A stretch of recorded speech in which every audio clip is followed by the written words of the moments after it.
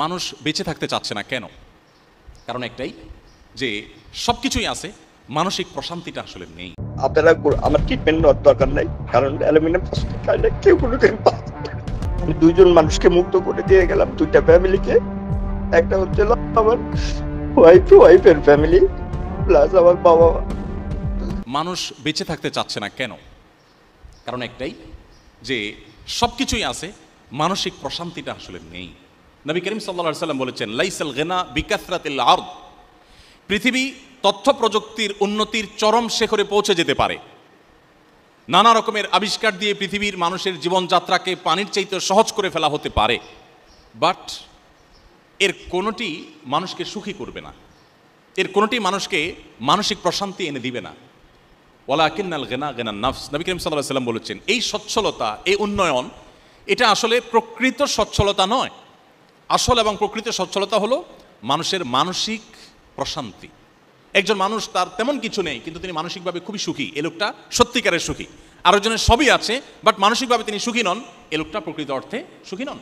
আমাদের দেশের কথা যদি আমরা বলি, আমি কিছুদিন আগে বগুড়া গিয়েছি, একজন ডক্টর চিকিৎসক তিনি আমাকে এসে বললেন যে ভাই, আমাদের এই বগুড়াতে গেল কয়েক বছরে আত্মহত্যার প্রবণতা খুব ভয়ঙ্করভাবে বেড়ে চলেছে এবং রেশিওটা এতটাই বৃদ্ধি পেয়েছে যে এটা রীতিমতো ভাববার মতো। এই বিষয়ে আপনি কিছু বলেন। আপনারা অনেকেই জানেন যে করোনাকালীন সময়ে শুধুমাত্র বিশ্ববিদ্যালয়ের শিক্ষার্থীদের মধ্যে যে পরিমাণ আত্মহত্যার ঘটনা দেখা গেছে এক বছরে, সেটা এর আগে 10 বছরেও দেখা যায়নি। এবং দিন যত যাচ্ছে আমাদের মধ্যে এই প্রবণতা বাড়ছে। কেন বাড়ছে? দিন থেকে, ইসলাম থেকে আমরা দূরে সরছি। যতটা দূরে সরবো তত বেশি আমাদের অশান্তি আমাদেরকে ঘিরে ধরবে।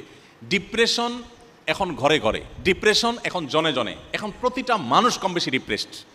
আমরা যদি আমাদের শৈশবে ফিরে চলে যাই, আমরা দেখব আমাদের বাপ চাচারা, আমাদের আশপাশে মানুষগুলো এত ভালো ছিলেন না, এত সুখে ছিলেন না। আমরা আমাদের দেশের বাস্তবতা যদি চলে যাই, 2 দশক 3 দশক আগে আমাদের দেশে এত কলেজ ইউনিভার্সিটি ছিল না, এত আপনার রাস্তাঘাটের এত উন্নয়ন ছিল না, আমাদের দেশে অনেক কিছুই ছিল না, কিন্তু মানুষগুলো তুলনামূলকভাবে এখন থেকে অনেক বেশি হ্যাপি ছিলেন, সুখী ছিলেন।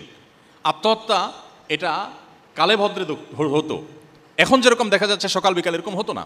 এর অন্যতম কারণ হলো তাদের ভিতরে ইসলামের চর্চা কিছুটা হলেও ছিল, যেটা এখন একেবারে নাই। সময়ত উপস্থিতি, ইমানের পাশাপাশি নামাজ হলো মানুষের সুখের একটা মূল মন্ত্র। যারা সঠিকভাবে নামাজ পড়েন তারা বলতে পারবেন, যেই কোনো ডিপ্রেশন, যে কোনো পেরেশানিতে, যে কোনো মুসিবতে, যে কোনো বিপদে মানুষের খুব আগ্রহের সাথে, খুশুর সাথে যথাযথভাবে 2 রাকাত নামাজ যদি কেউ পড়ে, তিনি অনেকটা হালকা হয়ে যাবেন, তিনি অনেকটা প্রশান্তি অনুভব করবেন। এটা যারা নিয়মিত নামাজ পড়েন, সুন্দর করে নামাজ পড়তে জানেন, তারা বলতে পারবেন। যারা নামাজ সঠিকমতোভাবে পড়েন না, বা জুমার নামাজটা হয়তো শুধু পড়েন, 2-4 ওয়াক্ত পড়েন, বাকিগুলো বাদ দেন, বা পড়েন কিন্তু স্থিরতার সাথে পড়েন না, পড়েন কিন্তু মনঃসংযোগের সাথে পড়েন না, এই মানুষগুলো আসলে নামাজের এই অলৌকিকত্ব অনুভব করতে পারবেন না, করবেন না, নামাজের ক্ষেত্রে কোনো ছাড় দিবেন না। ফিনল্যান্ড পরপর 5 বছর ইউরোপের এই দেশটি পৃথিবীর সবচেয়ে সুখী দেশ হিসাবে নির্বাচিত হয়েছে। ফিনল্যান্ড, এদেশে মানুষের সংখ্যা সম্ভবত 55 লাখ, কম বেশি 55 লাখ মানুষের বসবাস। এই দেশটিকে বলা হচ্ছে পরপর 5 বছর তারা পৃথিবীর সবচেয়ে সুখী দেশ। কেন সবচেয়ে সুখী দেশ? তার অনেক কারণ আছে। এদেশের যে সবুজ পরিবেশ, সেখানকার যে হ্রদগুলো, আমরা কোরআনে যে জান্নাতের কথা শুনি, জান্নাত মানে বাগানসমূহ, সেখানকার যে নেচার, সেখানকার যে প্রকৃতি, এটা এতটাই সুন্দর, এতটাই ভালো যে সেটাকে বলা হয় সবুজ সোনা। পুরো দেশটাকে বলা হয় সবুজ সোনা। এত সুন্দর একটি দেশ, এত সুন্দর প্রকৃতি, এত সুন্দরভাবে আল্লাহ তাআলা সাজানো একটা সৃষ্টি, সেই দেশে শিক্ষা বলেন, সংস্কৃতি বলেন, অর্থনীতি বলেন, সব দিক থেকে মানুষ সুখী। অপরাধ প্রবণতা মানুষের মধ্যে নেই বললেই চলে, যার কারণে তারা পৃথিবীর সবচেয়ে সুখী দেশ হিসাবে পরপর 5 বার নির্বাচিত হয়েছে। ইন্টারেস্টিং বিষয় হলো, এই দেশটিতে আত্মহত্যার প্রবণতার যে সিরিয়াল আছে পৃথিবীতে, সেই সিরিয়ালে এই দেশটি 21তম। পৃথিবীর সবচেয়ে সুখী দেশ, কিন্তু আত্মহত্যার প্রবণতায় তারা 21 নম্বরে আছে। আসুন আরেকটা দেশ সম্পর্কে আমরা জানি, সুইজারল্যান্ড। সুইজারল্যান্ডের নাম শুনলে আমাদের স্মৃতিতে ভেসে ওঠে ঘড়ির কথা, সুইজারল্যান্ডের ঘড়ি, ট্রেনের কথা, চকোলেটের কথা, অনেক কিছু আছে যেগুলো পৃথিবীর অন্য অনেক দেশ থেকে তাদেরকে পার্থক্য করে দেয়। তারা সুখী দেশের সিরিয়ালে তৃতীয়। সুখী দেশের সিরিয়ালে তৃতীয় হওয়া সুইজারল্যান্ডের মানুষ সুখী, কারণ সেখানকার শিক্ষা, সংস্কৃতি, অর্থনীতি, সেখানকার পরিবেশ, সব কিছু পৃথিবীর অন্য সব দেশের চাইতে ডিফারেন্ট এবং ভালো। অপরাধ প্রবণতা নেই, নানান দিক থেকে তারা অনেক বেশি ভালো এবং অগ্রসর। অবাক করা বিষয় হলো এই দেশটাতে সম্প্রতি সরকারিভাবে আত্মহত্যা করার বৈধতা দেওয়া হয়েছে, অনুমোদন দেওয়া হয়েছে। অর্থাৎ আত্মহত্যা এত বেশি মানুষ করতে চায় যে এটা আর ঠেকাবার সুযোগ নেই, গভর্নমেন্ট বাধ্য হয়ে অনুমতি দিয়েছে যে যে কেউ চায় আত্মহত্যা করতে পারে। শুধু তাই নয়, আত্মহত্যা করবার সুবিধার জন্য নানা রকমের ব্যবস্থা আছে। যেমন সার্কো নামে একটা খাট, এটা আবিষ্কার করেছে তারা, যে এই খাট বা কফিন, এই কফিনে কেউ যদি একবার শুয়ে যায় এটা তার জীবনের শেষ শোয়া হয়। অর্থাৎ খুব সহজে যেন আত্মহত্যা করতে পারেন সেজন্য নানা রকম আবিষ্কার তারা করছে, কারণ মানুষ বেঁচে থাকতে চায় না, এত সুখী দেশ তারপরে বেঁচে থাকতে চাচ্ছে না। এরপর আসুন, একটা সংস্থা তারা নিয়ম করেছে, তাদের সংস্থায় যারা আত্মহত্যা করতে চায় তারা সদস্য হতে পারে। সদস্য ফি $200।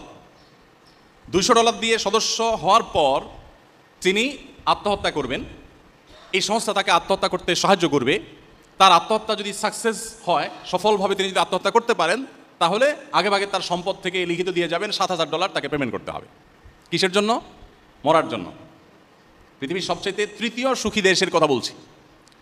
এরপর আসুন, একটি বই আরবিতে, এটা অনুবাদ আমি বাংলায় করেছিলাম সৌদিতে যখন ছিলাম তখন। বইটার নাম হলো রব্বি আল্লাহ, আমার রব আল্লাহ। কেন ইমানদার সুখী হয়, কেন নামাজ মানুষকে সুখের দিকে নেয়, কেন ডিপ্রেশন থেকে বাঁচার একমাত্র ওয়ে হলো নামাজ ও ইমান, রিয়েল ওয়ে, প্রকৃত উপায় যে কেন, এটা বোঝাবার জন্য বলছি যে রব্বি আল্লাহ কিতাব, এই বইটির মধ্যে একটা গ্রাফ আছে। সে গ্রাফটা হলো পৃথিবীতে আত্মহত্যার রেশিও কোন ধর্মের মানুষের মধ্যে কোন সমাজে কতটা বেশি বা কম, এই বিষয়টাকে তুলে ধরা হয়েছে গ্রাফে। সে গ্রাফে উল্লেখ করা হয়েছে যে পৃথিবীতে সবচাইতে আত্মহত্যার প্রবণতা সবচেয়ে বেশি হলো ধর্মে অবিশ্বাসী নাস্তিকদের মধ্যে, সব দেশেই এটা। এবং এই জরিপটা যার তার জরিপ না, এটা বিশ্ব স্বাস্থ্য সংস্থার জরিপ, এবং 1 বছরের জরিপ না, ওখানে পরপর কয়েক বছরের জরিপ তুলে ধরা হয়েছে যে পরপর অনেক বছর ধরে একই রেশিও দেখা যাচ্ছে, সবচেয়ে বেশি আত্মহত্যার প্রবণতা হলো নাস্তিকদের মধ্যে।